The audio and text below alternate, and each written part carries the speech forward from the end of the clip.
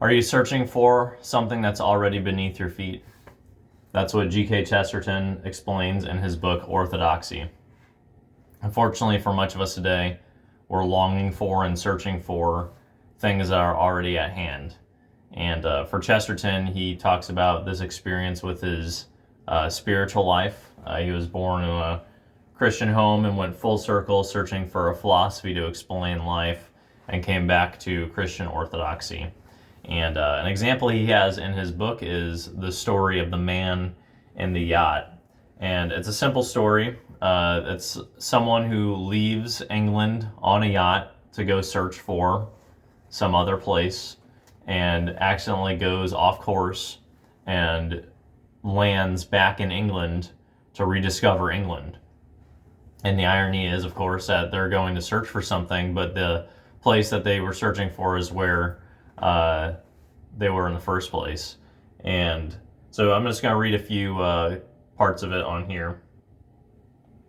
He says, but if you imagine that he felt a fool, or at any rate, that the sense of folly was his soul or his dominant emotion, then you have not studied with sufficient delicacy the rich romantic nature of the hero of this tale. His mistake was really a most enviable mistake, and he knew it, if he was the man I take him for. What could be more delightful than to have, in the same few minutes, all the fascinating terrors of going abroad, combined with all the humane security of coming home again? What could be better than to have all the fun of discovering South Africa without the disgusting necessity of landing there? What could be more glorious than to brace oneself up to discover New South Wales, and then realize with a gush of happy tears that it was really Old South Wales? What a description. And it's just it's a small little thing, but I think it's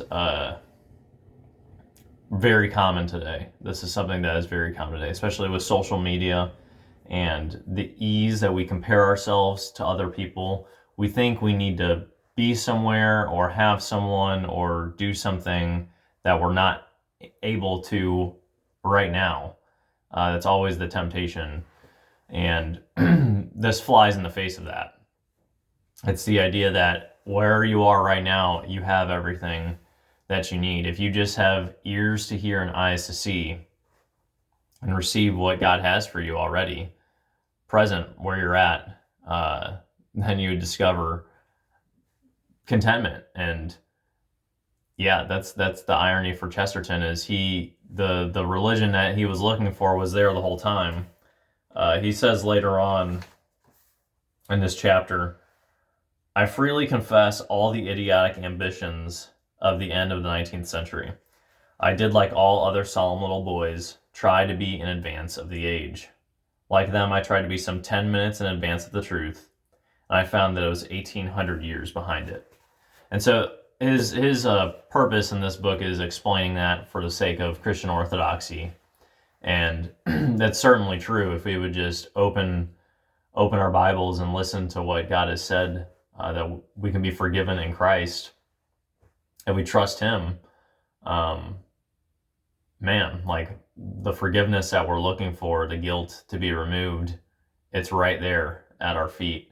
But we need ears to hear and eyes to see. And there's so many other examples. Like, I mean, for me, one is often career. It's like, I think I need to be somewhere else in my career.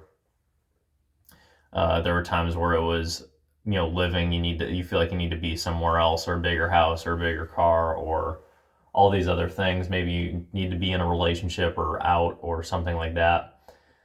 Oftentimes the thing that we're seeking for is right there below us. And just wanted to share that awesome story of the man in the yacht. I think it's far too common for us today.